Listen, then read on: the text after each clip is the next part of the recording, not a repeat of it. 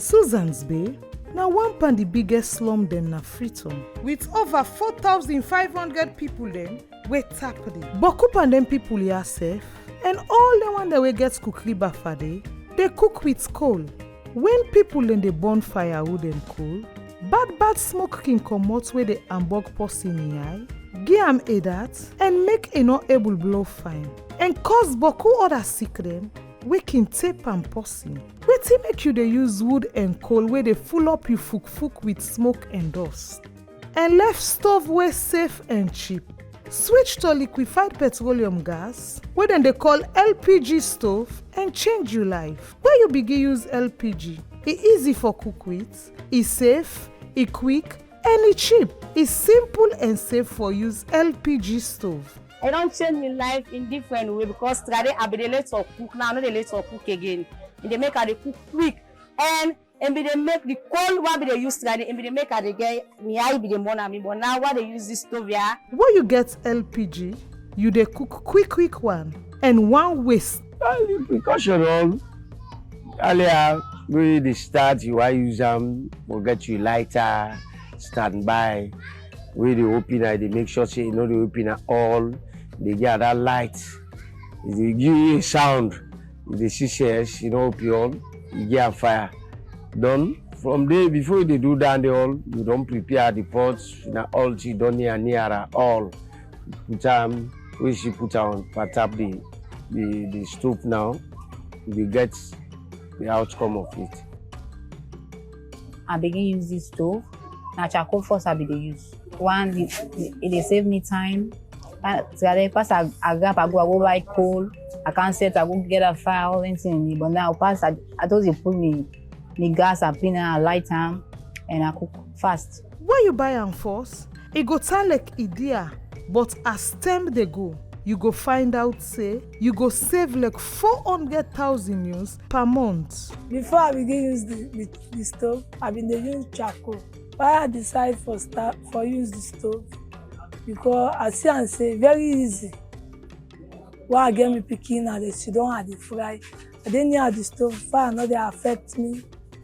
Now the reason this why I begin use the stove. Now I'm when in Kadia. Now he tell me about the stove.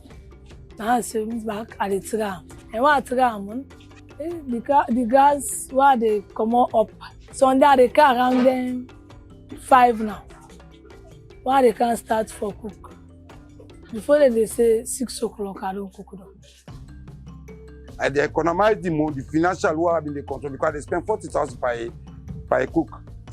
Now this are they get nearly a month before you done. In baby the opposer move. They say how me one can born use today. If the gas done, if I not buy, I would nearly make palava.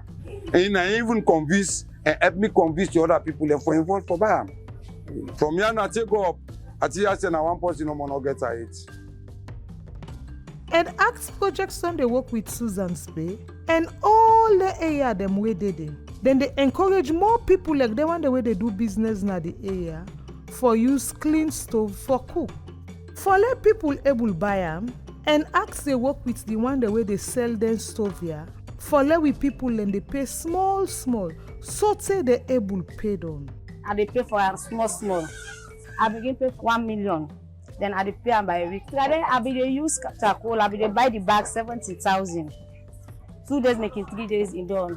But the Africans now, in what they use now, I see the difference.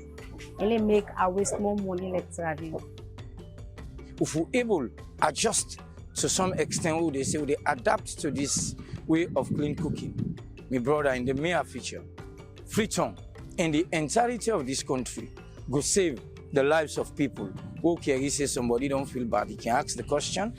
Mostly we mama them. Sometimes somebody don't cook for long, smoke don't go inside in chest, they don't sit on there.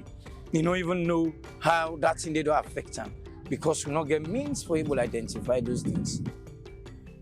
We want to make all man able cook clean and quick and also cheap one. ENACT project help we for come up with way how people na side like Susan's Bay who able for afford clean cooking and delicately.